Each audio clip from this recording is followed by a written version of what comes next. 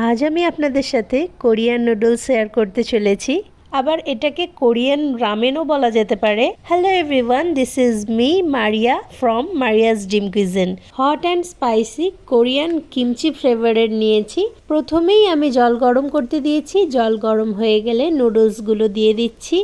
অন্যদিকে আমি এখানে দুটো ডিম সেদ্ধ করতেও দিয়েছি।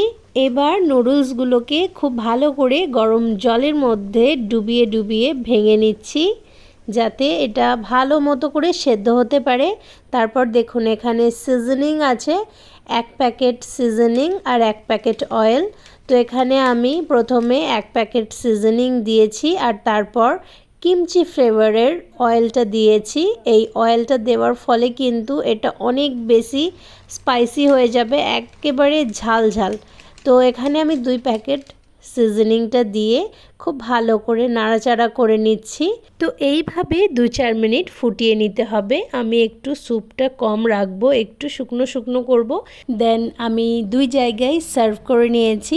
আর গার্নিশিংয়ের জন্য গ্রিন চিলি আর হোয়াইট সিসেম দিয়ে সুন্দর করে গার্নিশিং করে নিচ্ছি। আর কোরিয়ান নুডলস বা রামেনের সাথে বয়েলড এগ মাস্ট।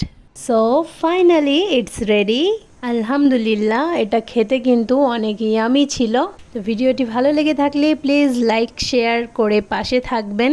দেখা হবে নেক্সট ভিডিওতে। সবাই খুব ভালো থাকবেন। আল্লাহ হাফিজ।